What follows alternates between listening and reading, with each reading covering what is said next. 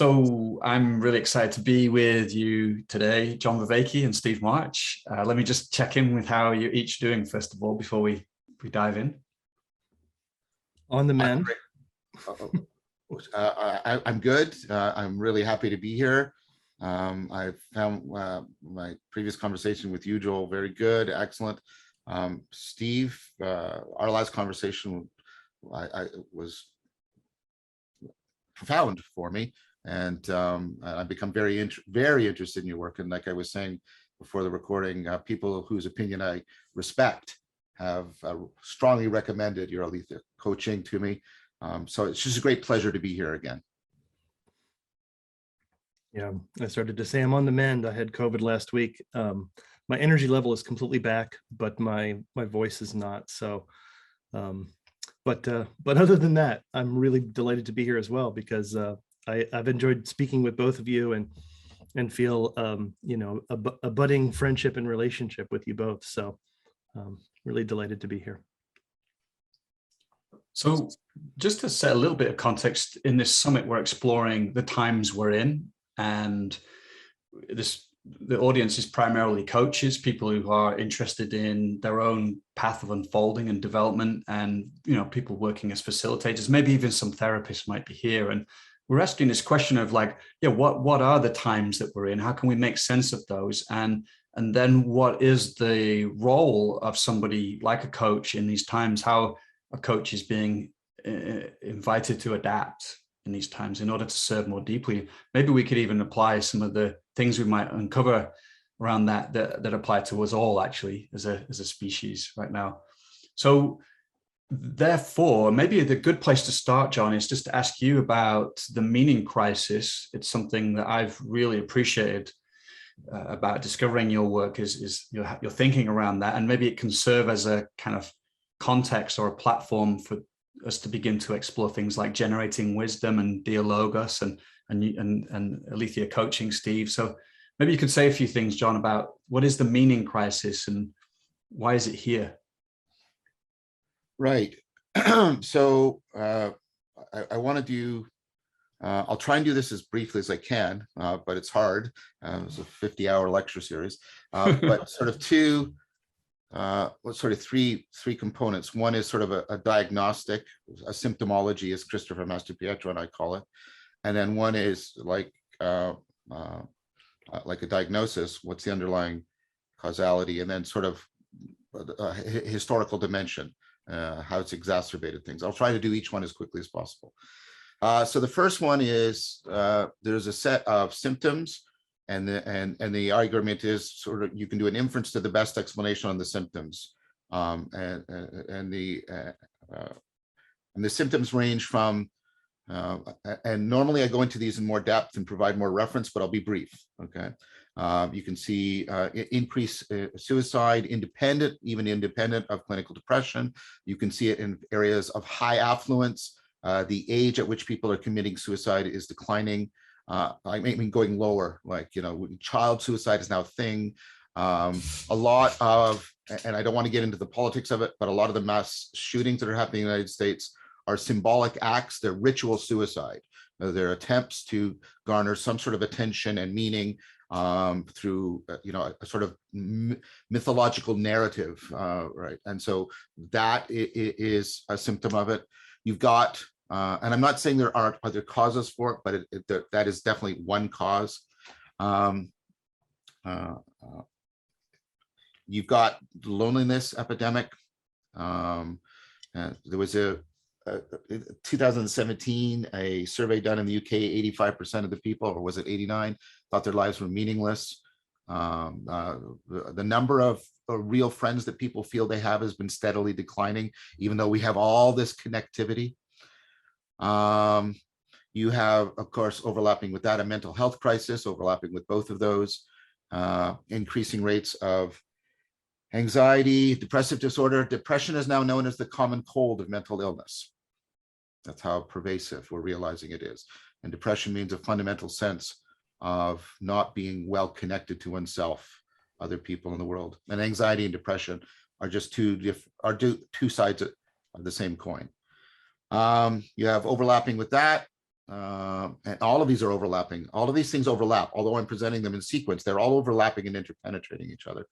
You have the addiction crisis, and I take it from the work of Mark Lewis and others that addiction is largely an issue around existential meaning, not just biochemical depression. And there's a lot of good scientific argument for that. I'm not going to review it. I'm just going to state it. People can look it up elsewhere. You have the virtual exodus, people preferring to live in the virtual world, a stated preference rather than in the real world. Interesting, you can say, what are they finding in the virtual world that they're not finding in the real world? They're finding a narrative that they can belong to. There's a story, they understand it. Think about video games.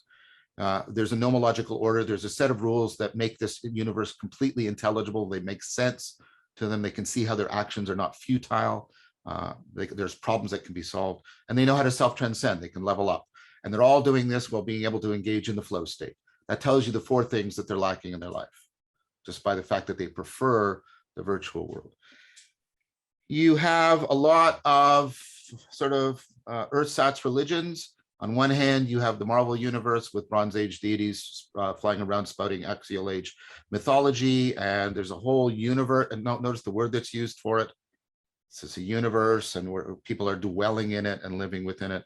They go to to conventions and dress up, like they participate. They do rituals of identification.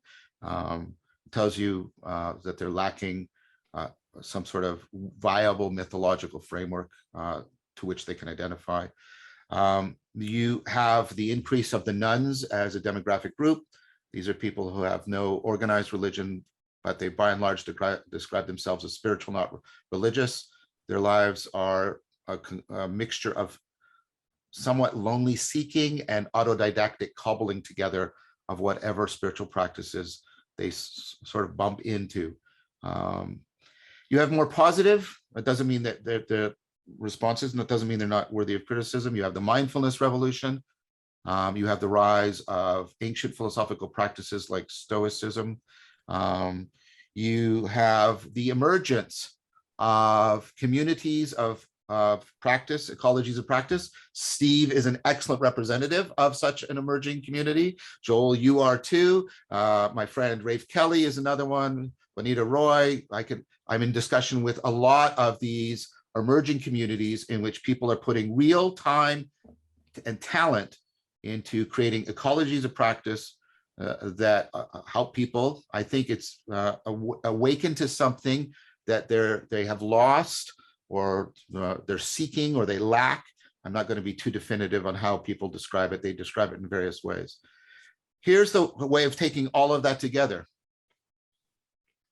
Meaning really matters, and meaning is at risk. That's the symptomology. What is this meaning? Well, you can get a sense of it from the symptomology. It's a sense of connectedness to oneself, to other people, and to the world.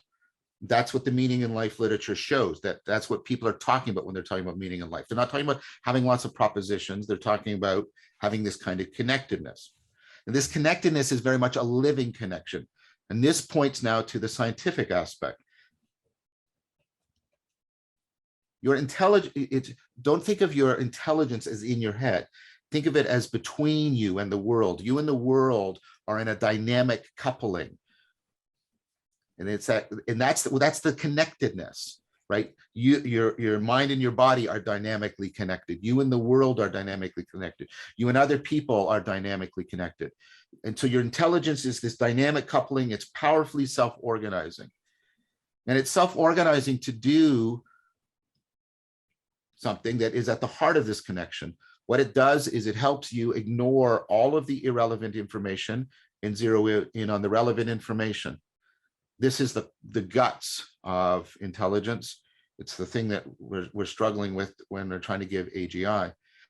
And here's the thing about it. And this sounds like a paradox. You have to ignore a lot in order to be intelligent.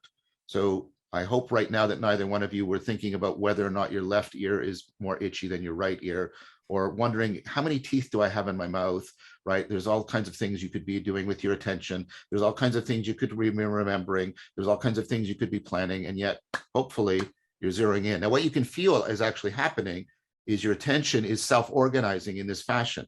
There's a part of your mind that's trying to drift away. Even people who are listening to this right now, drift away. And that's introducing variation. This is like evolution. And then there's a part of your mind that's pulling it back in, and it varies and it pulls it back, and it does this. And so your attention is constantly evolving what's salient. Very powerful, very adaptive. Here's the thing, the very process that gives you that adaptive connectivity also makes you perpetually susceptible to self-deceptive behavior.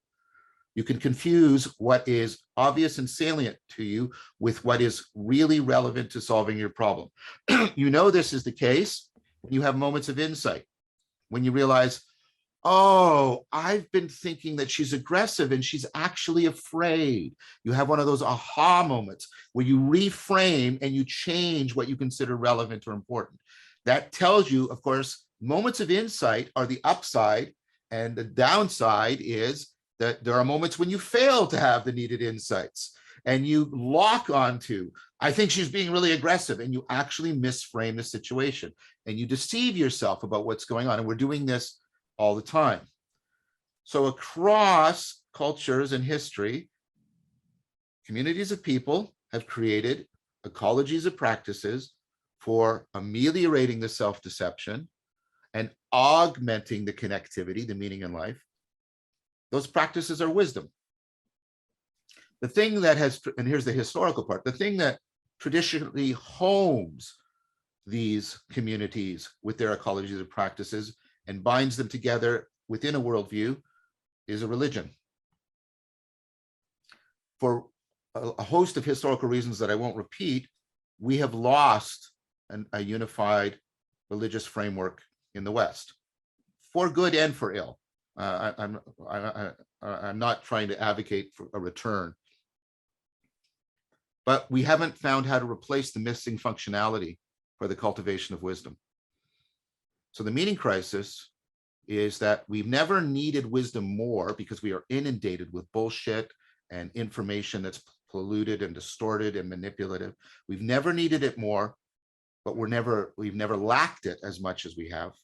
And we are struggling to try and find a way of addressing the meaning crisis, so to alleviate the suffering that I pointed to in the symptomology. That's my best attempt to do it as briefly as I can. And well, you did a great job. Thanks. So the question I want to ask, and maybe Steve, this might bring you in, is we also talk about the meta crisis right now. And I'm curious if that's different than the meaning crisis, or how connected they are. And basically, yeah, then what the path forward is for generating wisdom and for finding meaning. Where are we going with all this, basically? So let me throw that out and then see, Steve, if you pick that up.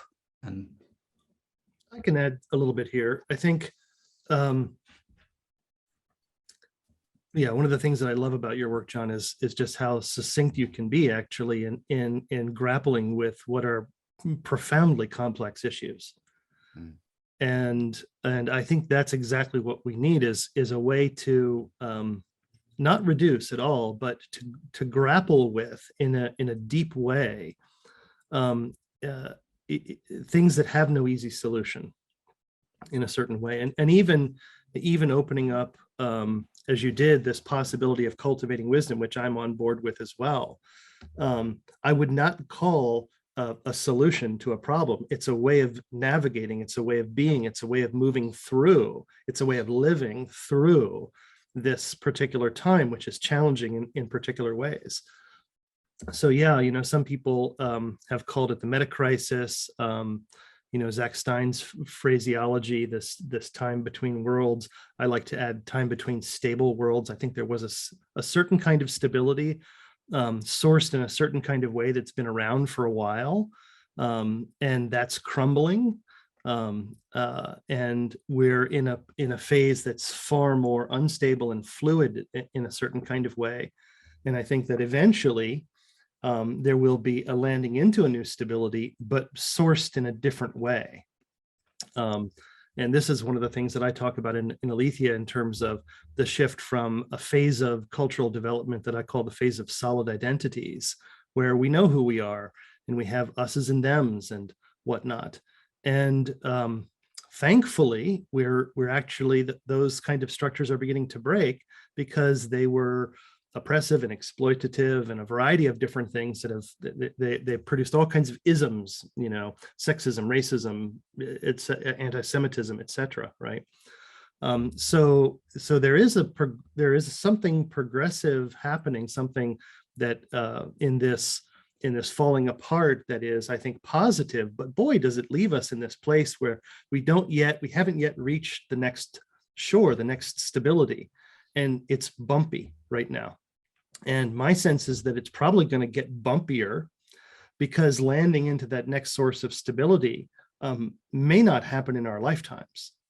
It may happen, or maybe it happens in 20 years or 30 years or something like that.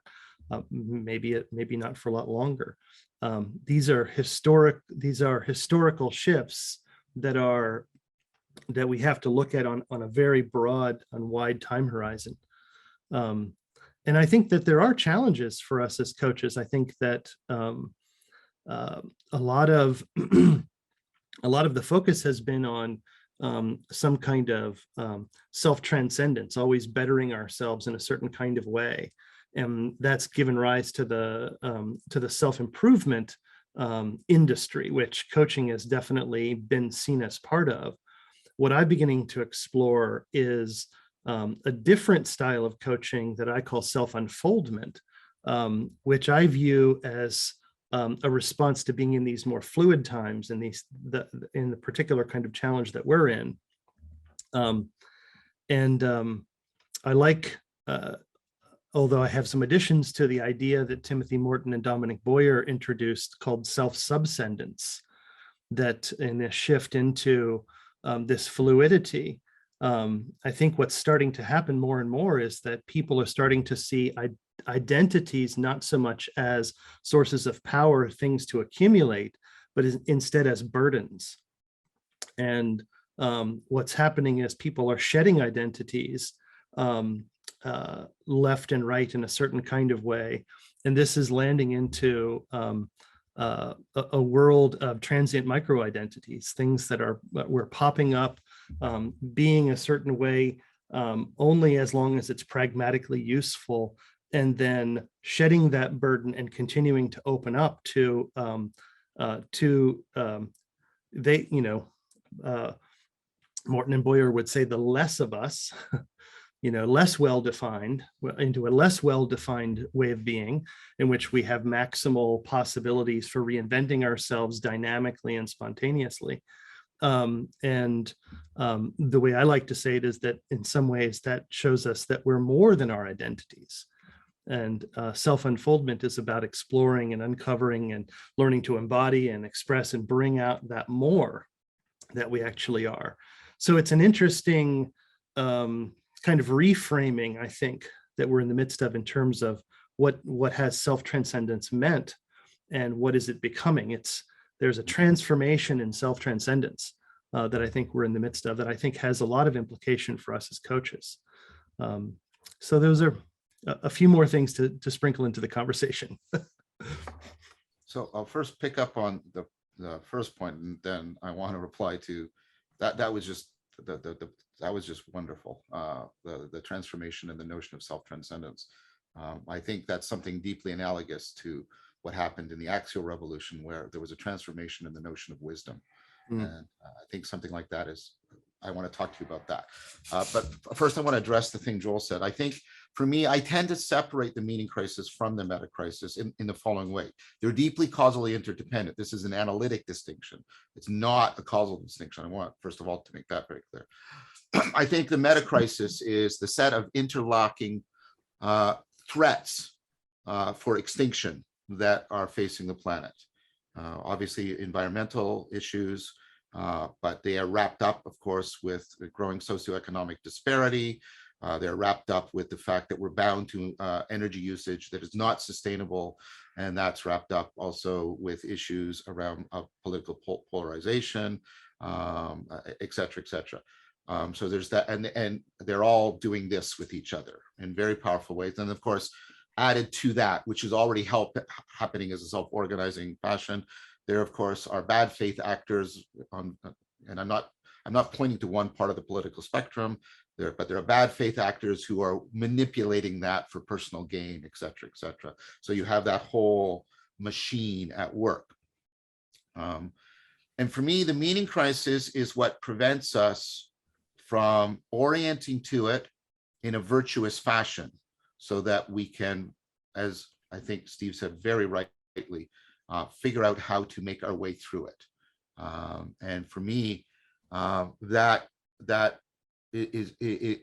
goes partially towards a transformation of the notion of meaning and self-transcendence that gets us away from the idea of closure, perfection, finishing. We've got to move beyond that. And I've talked with Jordan Hall and other people about that. And I think that's completely in line with what Steve just said. So I think the meaning crisis is, the way I like to put it is, there's a famous insight problem called the 9-dot problem. It's where think outside the box came from. You have to join 9 lines with 9 dots with 4 straight lines, and people they fixate on the square and then they can't solve the problem. By the way, telling people think outside the box does not help them to solve the problem, right? But anyways, which brings up what does help them to solve the problem. And so talking about it, think outside the box, and making pronouncements doesn't help us. And the meaning crisis is like we are locked in a way of formulating these problems that is exacerbating the problems. Just like the more you try and make the solution be inside the square, the more you can't join the 9 dots. The meaning crisis is we are locked into a way of trying to formulate the problem that is actually exacerbating the problem of the meta crisis. So until we can break out of that, we will I would argue that we are not going to start to make our way through this and avoid these existential threats, both in the philosophical sense of existential and also the biological sense of extinction. We will not face these existential threats unless we are capable of going through significant transformation. And to Steve's point, it can't be our formulas of what transformation looks like, right? It's that deep. I'll do this just because I have a philosophy degree and I'm allowed to. We need meta transformation. We need, right, which is exactly what Steve is pointing to. And so unless we go through what we need to do, we won't have the cognitive flexibility and we won't have the capacity for transformation that is actually going to be needed to resolve the meta crisis. So I now just want to pick up and then I want to hand it back because I just resonated with it. I've been thinking a lot about Plato and, oh, how the hell is that going to be relevant? Well, because Plato was wrestling with, a society that was going through a major transition. Athens had lost the war, the Peloponnesian War, the empire was gone. The Hellenistic age was beginning. Everything was in flux. And he became very, very aware of the flux of things. And he was, well, I would argue, if we get back to a phenomenological reading, he was trying to find the through line. That's what I think he actually meant by the forms. I don't think he meant an essence the way it got interpreted. I don't think he definitely didn't mean a definition because he meant something non-propositional. But it was this ability to find, of all of the, think just of this perceptually, all the ways you can't actually ever even see an entire object. We think we do, but you don't. There's multi aspects. And yet they don't strike you as noise and cacophony. They somehow all belong together like the notes of a melody. They're not identical at all. Look at this. Yet somehow there's a through line, but it's a through line through the inexhaustible. And for me, that comports, I think, but I want to talk to Steve about it, very much with his idea of unfoldment. It's like finding the through line. And this is often what you're doing, in Taoism. You're doing these practices in which you're trying out of, oh, where's the watercourse way? Where's the through line through all of this? And I think that's the virtue finding the through line that we are, I think, should be brought more central into our conception of wisdom. So I wanted to put that out as a response to what Steve said. This is why I talk about unfoldment as a metacompetency. Right. And it's not a competency, because a competency is something that, a competency is like, well, we're incompetent. We want to be more competent. We assess ourselves against some yardstick of competency, and then we try to close the gap. That's current thinking. That's current problem solution. It's rampant in the coaching field, that we do this kind of thing. And when it comes to very tactical kinds of skills, that approach makes a lot of sense, right? So it's not entirely valueless, but what I'm pointing to in my work, and I think you're pointing in the same direction, is there's a limit to that way of approaching this in terms of navigating the kind of meaning crisis and meta crisis and situation that we find ourselves in. For me, a meta competency, curiously and paradoxically, we have to conserve incompetency even as we become more competent, meaning the meta competency is how to stay open to the world beyond our conceptual categories of it, beyond our current ways of comporting ourselves and integrating and coupling with the world, so that novelty can continue to come forth. And it's a novelty even as we're starting to talk about here, transforming our ideas and notions of transformation, transforming our approaches of transformation. Exactly. And constantly the challenge here, I think, is finding our way through the situations that we're in a pragmatic sense. So we're not really talking about some kind of theoretical, proposition, although we're using big terms to talk about this.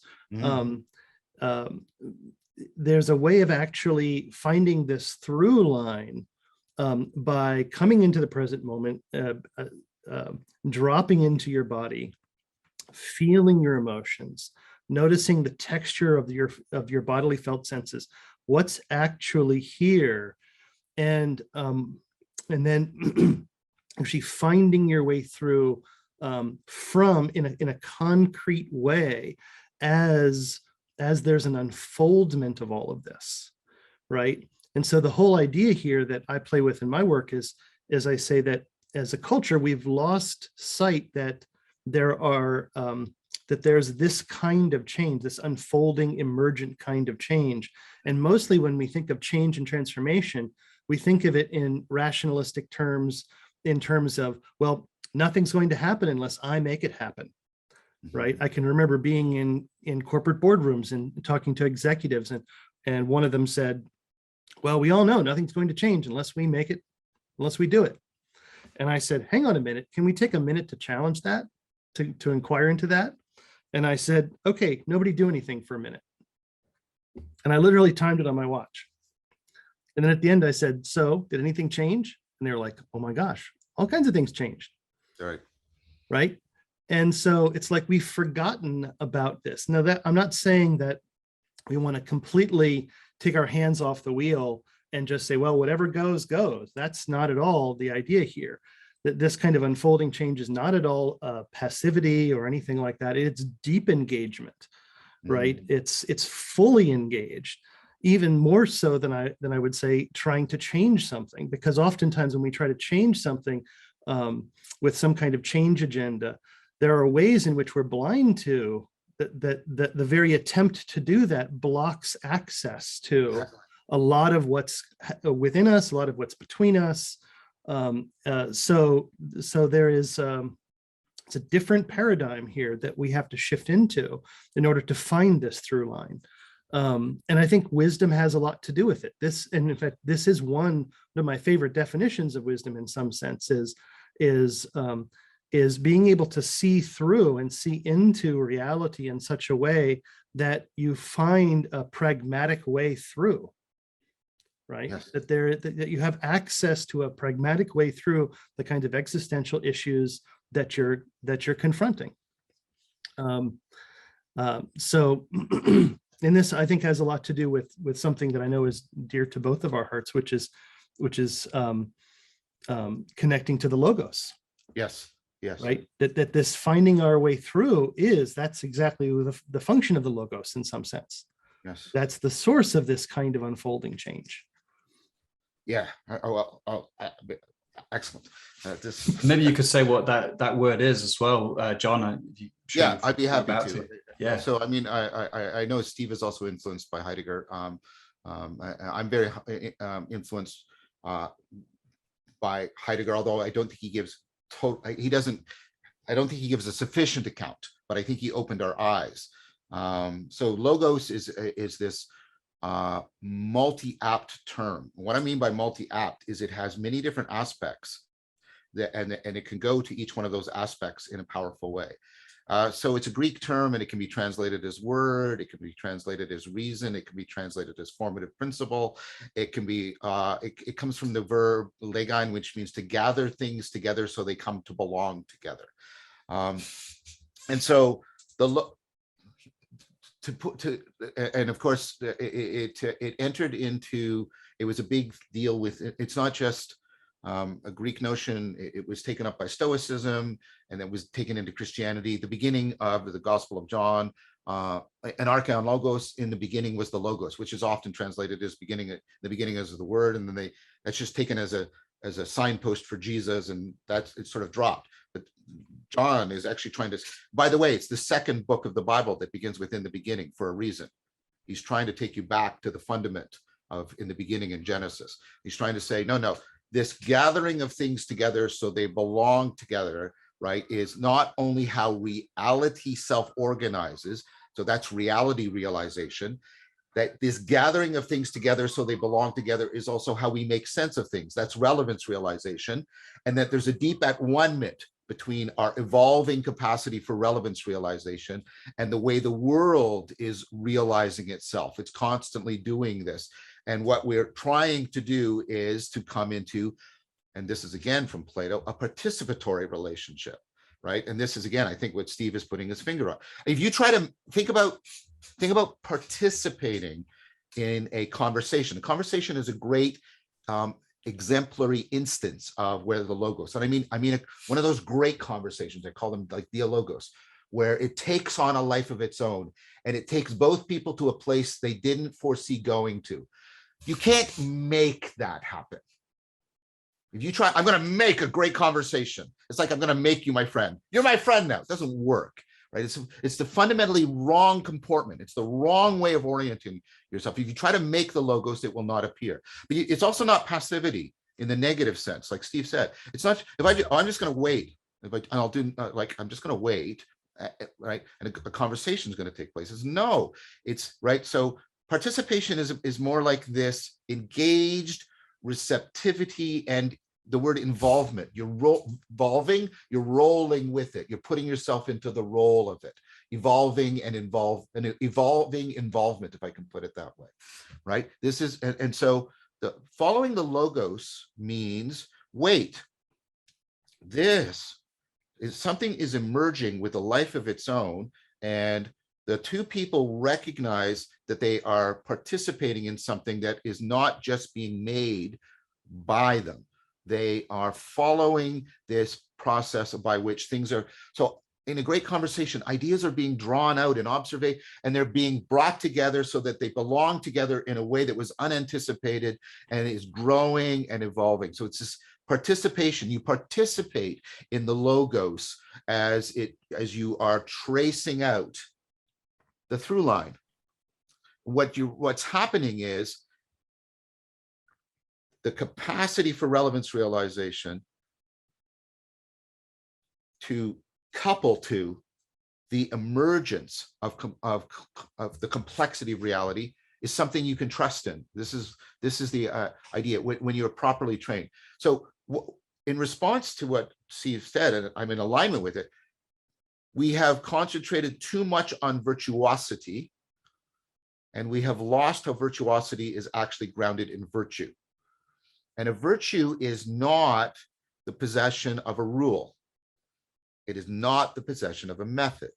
It involves, in fact, so a virtue, I talk about different kinds of knowing. A virtue is a dynamic system, a living system of, yes, of beliefs. You have to have those, but skills, yes, you have to have those, but also states of mind, perspectives, and finally, as Steve said, traits of character. How you are inhabiting your identity. A virtue properly coordinates all of them, and virtuosity is ultimately supposed to be grounded in virtue.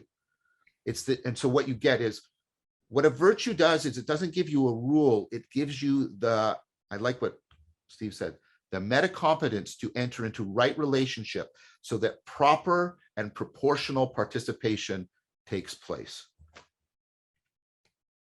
There's something wisdom, important. Wisdom is the virtue of the virtues. What I mean by that is every virtue is just and this is how to make it concrete.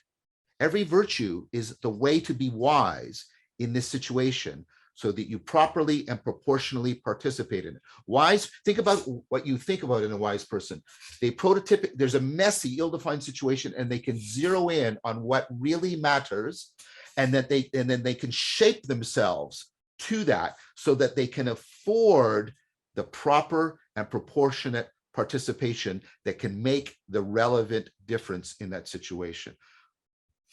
Every virtue is just how to be wise in that situation. Being kind, when I'm kind, that's the way to be wise in this situation. When I'm courageous, that's how to be wise in this situation. It's not a rule. I can't give you a rule, be kind, because any rule that I give you will require a rule about when and how you should apply it. Like, think about this. I'm kind to my students. That's not the same way I'm kind to my sons. That would be weird and creepy. It's not the same way I'm kind to my romantic partner. That would be really weird and creepy. It's not the same way I'm kind to strangers. That would be weird and creepy, and so on and so on and so on. You can't capture it in a rule. Having the rule is a helpful belief, but all of the non-propositional stuff is much more what's going on. So wisdom is that which puts you into right relationship for proper proportional participation. It is not a rule. It is not a closure. It is not a plan. Sorry, I overrode you, Joel, but I just wanted to finish. No. I mean, in a way, you just kind of like said what I was going to say, and I'm struck by that. Yeah, it's not a rule we're taking on, but it's like theories of how to be wise, how to have virtue. Yes. Rather than a set of rules about what being virtuous is. And I'm just curious, Steve, if you want to pick up from that. And I'm just like thinking of the audience here. Like, one of the things I'm hearing is like, this is what we need in these times, is how do we cultivate wisdom, not rules of what being wise is, but like the meta practice of cultivating wisdom. And, you know, John, you mentioned that there's been an explosion of interest in mindfulness. Yes. And it seems like if we're being challenged in these times to expand out of just relying on propositional knowing or rational, not rationality, basically, that's insufficient. So there's explosion in mindfulness. People are interested in embodiment, things like that. And we're talking about dialogue is this inclusiveness, this way of like an attunement to our experience and relationship that allows something different to come online than if we're just purely, talking about things from our minds. And then this I think touches in what we were talking about with unfolding. So I'm just kind of setting, like sort of speaking to the audience a bit here. And yes, so I'll kind of volley it back to you both. And Steve, I don't know if you want to. Yeah, I mean, there's so many interesting threads here.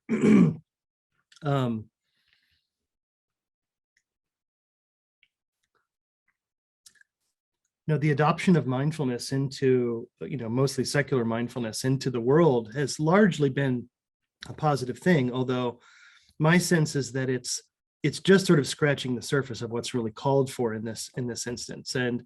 And in my work, I look at a lot of this conversation that's entered the mainstream about being present as something that's framed in a very binary way, like I'm either present or I'm distracted. And okay, that's a good starting point. but we can actually be present in deeper and deeper and deeper ways that actually give us more direct contact, that embed us deeper into the world in the kinds of ways that actually open us and make available the flow of wisdom, that bring forth various states that are highly situated, timely ways of navigating and moving through the situations that we face. And we actually need to have a lot of pliancy here, a lot of flexibility. So it's not a matter of, compassion is great, but it's not like be compassionate as a rule, because there are instances in which compassion is not a wise response, right? As much as compassion is a wonderful thing, and boy, the world could use more compassion, right? And I think, John, you're pointing to this as well, is like we have to be careful in the ways that a lot of these things get commodified. They get, authentic ways of getting access to wisdom, to cultivating wisdom, get appropriated and packaged in such a way that that they become rules now. Be present, think outside the box. These kinds of things, which, as you point out, don't really help. Even if they originated with something that was, something that we should be aware of. So, I look at this, and at least I teach from the perspective of 4 different depths. We've covered this on Coaches Rising many times before, so I don't feel like I need to go into it now. But wisdom is when we drop below. It's almost like we drop below the first 2 depths into the depth of presence, the depth of non-duality, in which we're being highly contextual in a certain kind of way. A lot of what I see is a focus on content and a context blindness. Now, that's not surprising at all, because the way context functions, it functions by withdrawing. It functions by being in the background. And so, contexts are, think of like context, meaning is context dependent, context of interpretation. The meaning making apparatus that we all have and are functions in the background. We're not aware of its functioning. We just experience the product of its functioning. And so it's not surprising that we're blind to this, but most of the big transformations, the big shifts that we need to undergo at this time are shifts in context, not shifts in content. Now the first will bring the latter. For sure, we'll experience the world in a different way. We'll experience ourselves in a different way. I think this is a lot of what developmental coaching is really about. It's about learning to shift the context. And so, how do we do that? There are a variety of different ways to do that. But so anyway, these are some of the threads that I'm pulling through here. One of the things you mentioned, John, which really struck a note for me, was learning that engaging the world in this way, in this direct way, and and allowing the kind of reality realization and relevance realization to function is trustable. And when I'm working with my students, very often in the very beginning, they don't trust unfoldment. And because they're used to making things happen, it's like, I have a change agenda. I can't trust that what unfolds here will be relevant, useful, and valuable to me. And so, I invite them to give it a try. But what I find is that when we're actually engaging what's actually concretely here right now, whatever unfolds from that is relevant, useful, and valuable. And it is relevant, useful, and valuable in a completely trustable way. So the arc that I see my coaches going on is from initially not trusting unfoldment, which is common in the culture, to progressively trusting unfoldment more and more and more. And that's really one of the signs that I look for in terms of the maturation of the coach, is learning that it's about dropping change agendas, connecting with what's here, tapping into wisdom, tapping into the logos, and learning that there's a trustable way of engaging and participating with reality, that is deeply transformational, that is practical and pragmatic. So it's not disconnected from navigating a tricky relationship or navigating a workplace or anything like that. Very practical, but very trustable. And it's not about knowing. So you could read another 10 books on leadership. Not that that's a bad idea, but doing that's not going to get you there. Right? You could watch another, 10 more TED Talks or more of us talking or something like that. Interesting as that might be, that's not going to get you there. You actually have to plug into and participate with reality in an ever deepening and unfolding way. And when you learn to do that, it becomes a way of being in life. It becomes a way through. And I think that's what coaches have to do more and more in these times, is help clients get connected in through. I know, I was working with the CEO of a gaming company out here, and it was interesting. He was very characteristic of a certain kind of client, and he kept saying to me, "What else should I be watching? What else should I be reading? Give me more content."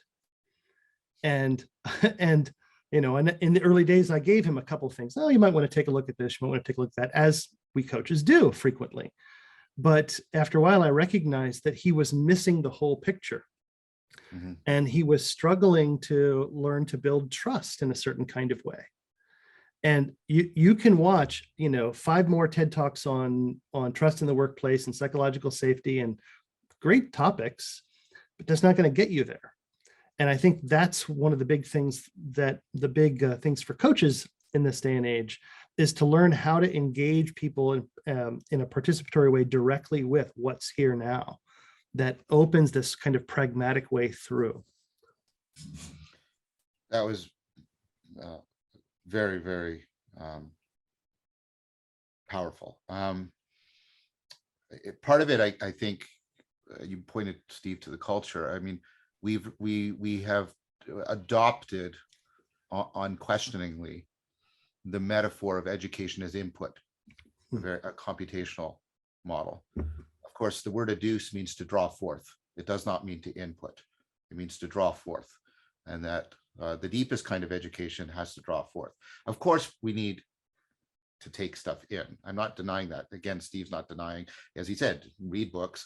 But, you don't want to just read the Kama Sutra, right? If you're just reading it, you're really not getting it, right?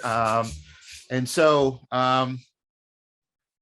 that notion of drawing out, for me, it's interesting, because I would say this, we ultimately are always, even though we may be denying it to ourselves, we are trusting the self-organization of our relevance realization capacities, because we can't stand outside of them. We are always enmeshed and dependent. We can refine them. We can make them more virtuous and have more virtuosity. Yes, but ultimately, I'll reason about it. No, because every reactive inference, here's all the possible logical implications. You zero in on a few that you've selected for your inference, right? Well, I'll check my concepts. Every time you try to represent something, out of all of its properties, you're selecting the ones that are relevant, right, to a situation. A bottle can be a container or it can be a weapon, right? And so, what I've argued in published work, right, is that this is something that you can't get behind and make it. This, for me, this is the grounding, the touchstone grounding of participatory knowing. You can't make relevance realization. You can only ultimately participate in it, because any act you do of trying to reformulate it is actually just part of how it is running and how it is self-organizing. So the capacity to find, so for me, I think of that trust that Steve talked about as a deep kind of meta realization, a realization about relevance realization in the sense of, you know, an insightful awareness and an actualization. That trust is, wait, no matter what I'm doing, I'm ultimately, every plan I make, every method I create, every rule I apply is ultimately dependent on this running in the background, making it all possible for me every single moment. You are not in charge of how your memory is accessing information for you.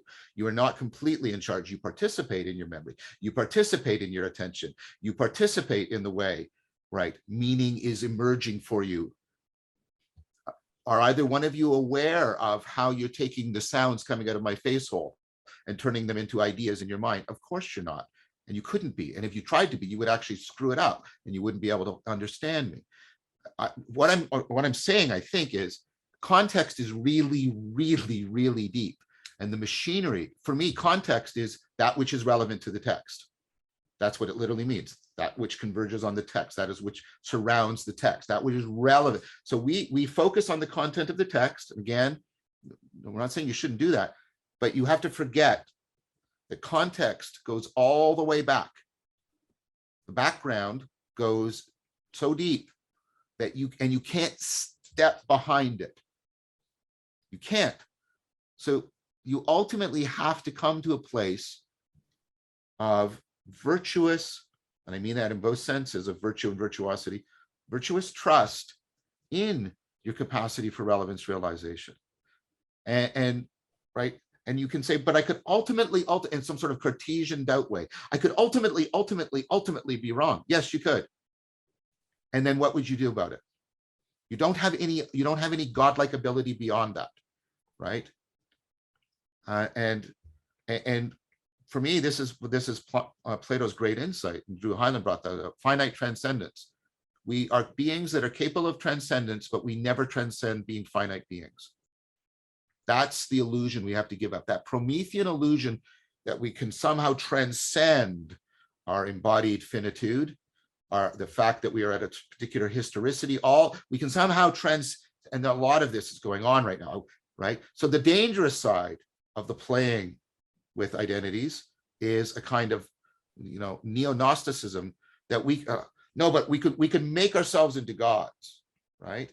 And that I think is a temptation that we keep trying and we've got to resist. The thing to do is to trust. There's this deep kind of trust in the Logos without ever thinking it will render you anything other than a virtuous mortal, right? For me, I'm concerned. There's sort of O'Hara talks about there's a Promethean strain that's gaining ascendance right now, right? And part of what I see, and correct me if I'm wrong, Steve, but part of what I see you doing is the way you take people deeply into their embodiment and deeply into the way they're bound, right? That they are developing a savoring connoisseurship of the fact that they will remain finite, and they have to trust that right? Like I'm stumbling here, but there's a danger here of we can plan our way to utopia, we can plan our way to godhood, we can find the right algorithm, we can find the right method, right? We can cyborg ourselves, we can do like, and we will somehow lead, because to me that Promethean urge is the deepest rejection of our faith in the Logos. Yeah, I think that's well said.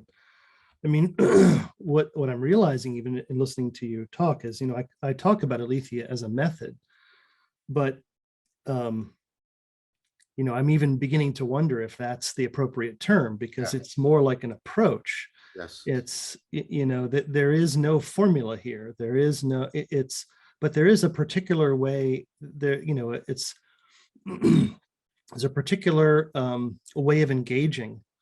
And there's something to learn, there's something to develop. Actually, watching one of your talks, I think it was one that you turned me on to, you talked about imaginally augmented perception. Yes, yes. And I began actually looking at the kind of distinctions that I use in Aletheia, the four depths, and in particular, as a way of imaginally augmenting perception, Yes. open up particular kinds of affordances for navigating the kinds of the times that we're in. And so, Yeah, beautiful.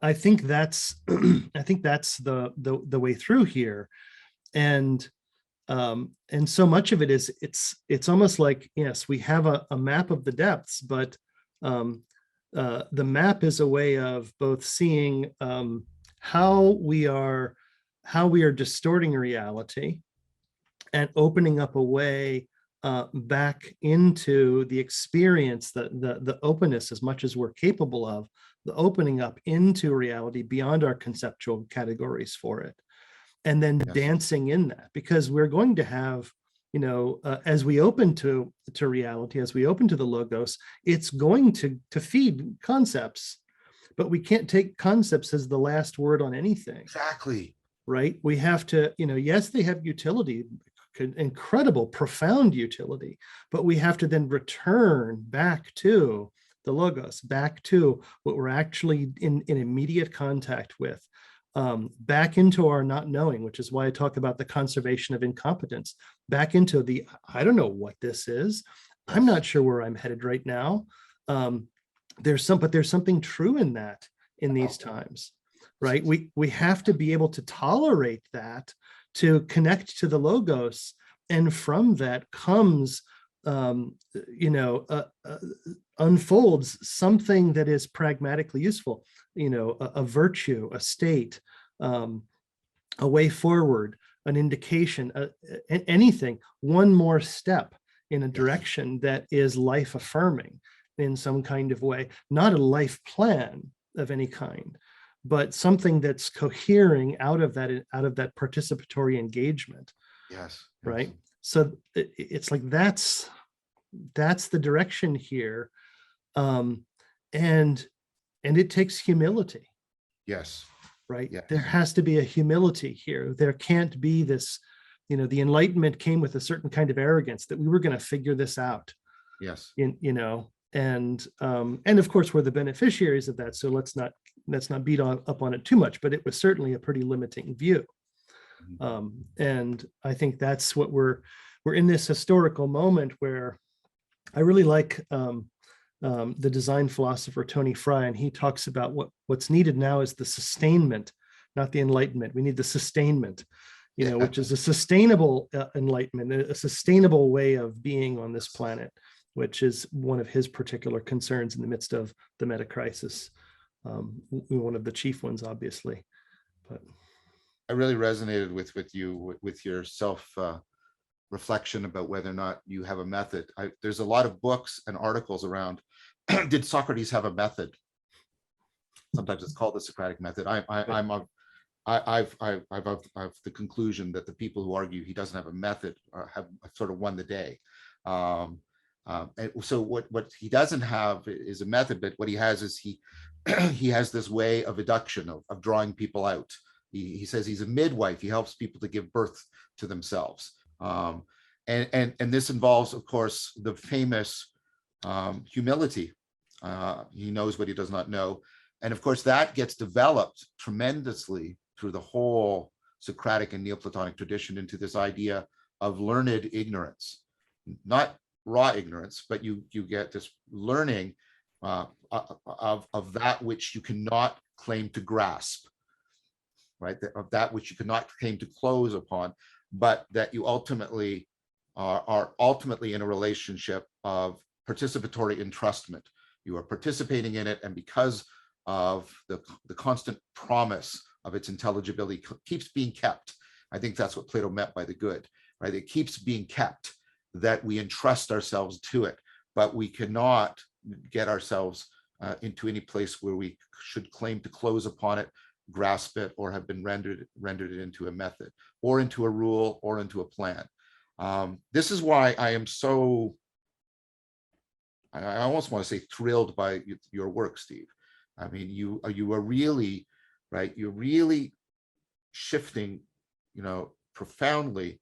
Well, as you did at the to know how we're understanding transformation. Instead of thinking of it as this method by which we plan our transcendence into something greater, which I think is a way of formulating our comportment to the world that is exactly the opposite of what we need to be doing.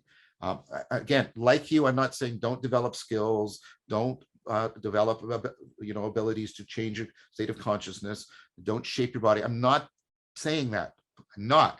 But this idea that what we need right now is just a better plan and a better method, I think that is part of our Cartesian heritage we have to let go of.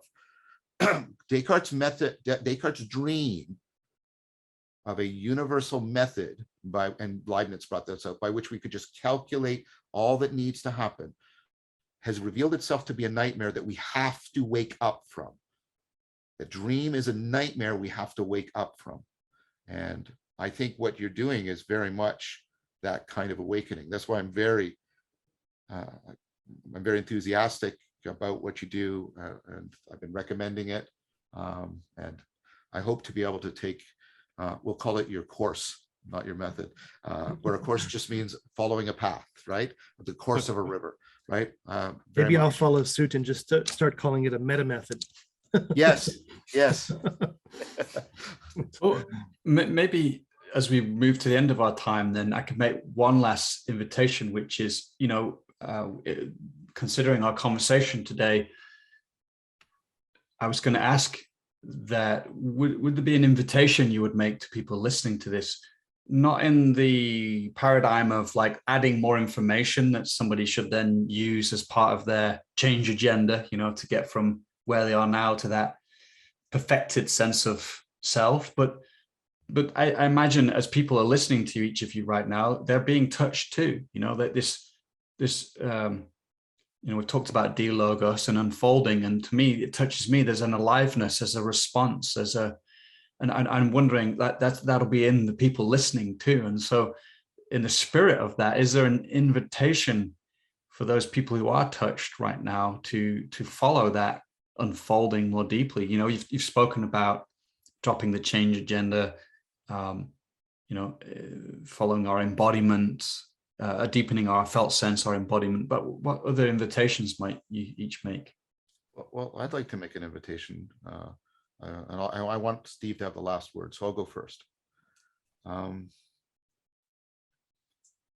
invite you to not consider plans and methods and rules that are not grounded in virtuosity, where virtuosity has the sense of participatory finesse and engaging flow.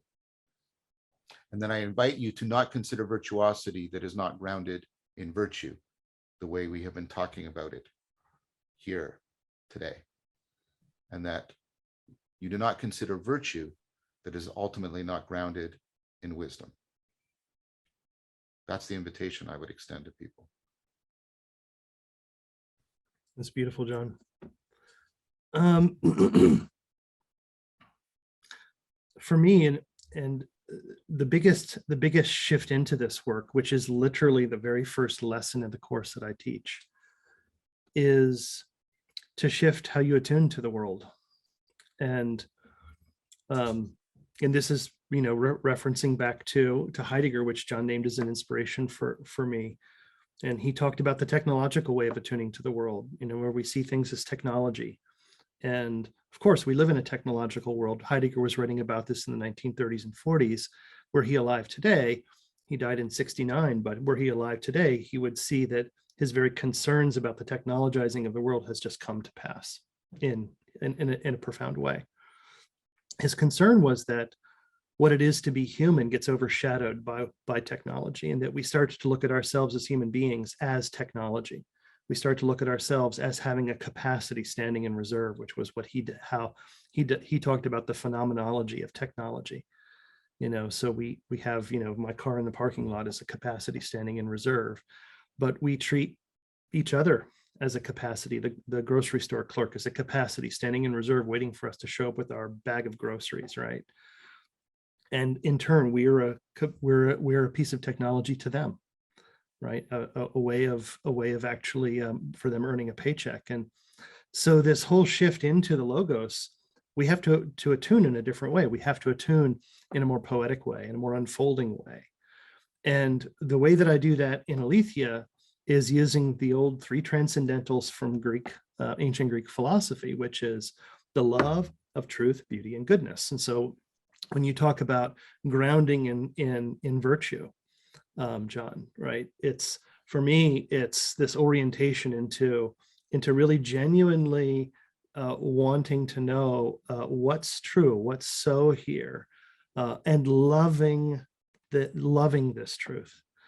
It's a call, this love of truth, beauty, and goodness is a call into the world, into the truth of the world, into the beauty of the world, into the goodness of the world. But we do this for its own sake. If we're to do this for the sake of anything else, we then co-opt this way of attuning to the world into yet another avenue towards technology. Mm-hmm. So there is a way we have to open into the world, and in this kind of poetic way, which reminds us of what it is to be human. Because I think what's called for, we could talk about many things that are called for in the midst of the meaning crisis, the meta crisis, etc., is it seems to me to be a call for us to bring forth the depth of the human spirit. It's that there's something here that's being demanded for us to navigate this. And as long as we're attuning in this technological way, we're blinded to that very thing. So we have to shift, and then to actually begin to trust what begins to unfold. And yeah, it's going to feel a little shaky at first, and not sure where this is going, and all of this. But we're using old yardsticks to measure this. Yes, we have to let go of those and begin to actually explore this. And the good news is that the path of this exploration is its own reward. We don't have to wait till we get to some goal. This is where we tap into these kinds of flow states, where we have an overarching narrative that brings meaning and fulfillment into life right now in this moment, not in some fabled future that we hope to get to by in a year or 6 months or something like, or 10 years or whatever, right? So it's this shifting our way of participating with reality that's actually being called for. That's my invitation. Beautiful. Yeah, both of you, beautiful invitations, and ones that I with each I felt like, yeah, I want to take it away and be in my own reflection around it and let it work me in the moment and see what unfolds from it. And I just want to express my gratitude, to have each of you here together, and two brilliant minds. It's kind of like interesting to be in amongst that, and I feel very privileged to have that, and at times a little intimidated too. So yeah, thank you both of you, and I'm really grateful to share this. So yeah. Well, thank you to both of you as well. Yeah, thank you to both of you. And it's Steve, it's more than a pleasure. It's a joy to be in Dialogos with you. Yeah, I feel the same.